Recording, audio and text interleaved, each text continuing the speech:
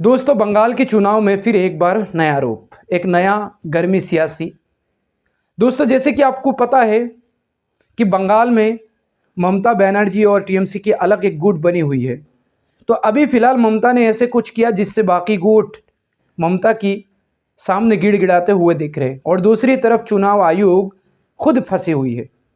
दोस्तों, बंगाल में इन दौरान 3 सांसदों ने रिज़ाइन दिया है, इस्तीफ़ा दिया है। आप लोगों को पता है, जैसे रातों रात 3 सांसदों ने इस्तीफ़ा दिए हैं और उसके बाद ये खबर आता है कि तीनों सांसद जो है बीजेपी ज्वाइनिंग कर लेते और उनको टिकट भी मिल जाता है। और उसी दौरान चुनाव आयोग इसको भी कर देते कि आने वाला समय में यानी 24 जुलाई को बंगाल में उपचुनाव होगा, यानी राज्यसभा जो चुनाव होता है जिसमें एमएलए वोट करते हैं, जिससे संसद चुना जाता है, उसका तारीख भी निकल गया।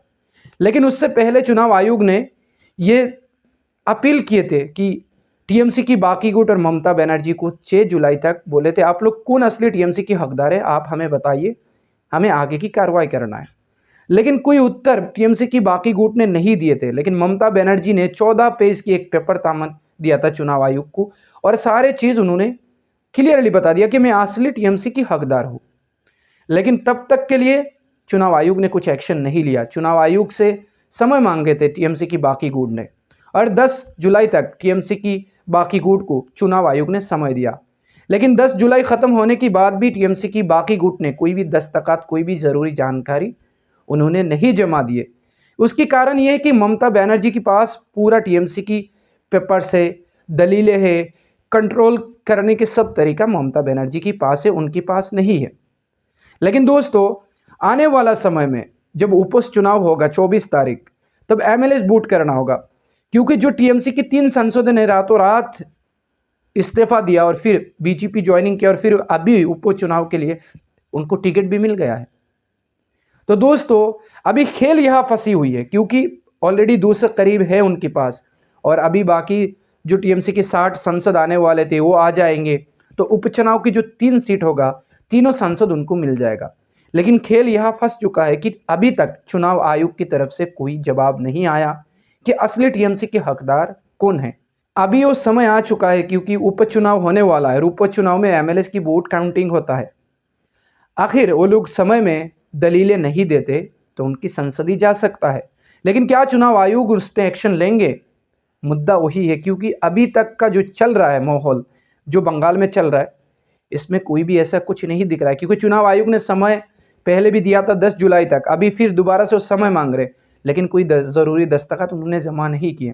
और दूसरी तरफ ऐसे भी खबर अभी आ रहा है कि जो भी बाकी गुट है वो ममता के सामने गिड़गिड़ा रहे, कुछ शर्त रख रहे, बोल रहे कि अभिषेक बनर्जी को आप लाइन क्रॉस करा देंगे, यानी राजनीतिक चीज़ों से टीएमसी से दूर रखेंगे तो हम टीएमसी में वापसी कर सकते। क्या ममता बनर्जी लेंगे?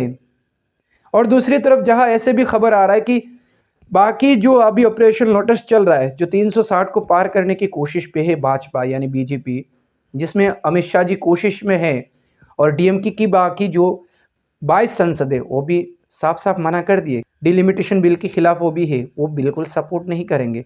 और दूसरी तरफ ऐसे भी सूत्रों के अनुसार खबर मिल रहा है कि इंडिया गठबंधन की लाइन पे है कि डीएमके इंडिया गठबंधन के साथ शामिल होंगे।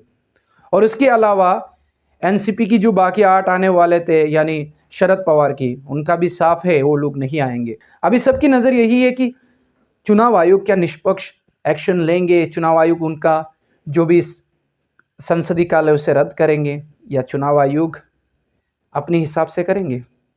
अभी सबसे बड़ी सवाल यही उठ रहा है कि वही गुंज रहा है कि बंगाल के चुनाव में क्या चुनाव आयोग सही से कार्रवाई करेंगे, क्योंकि जो चुनाव आयोग देश की चुनाव कराते हैं, देश की सारे जिम्मेदारियां है चुनाव की, और अभी चुनाव आयोग ही निष्पक्ष एक्शन नहीं लेंगे तो क्या होगा? आपकी राय ज़रूर बताइए।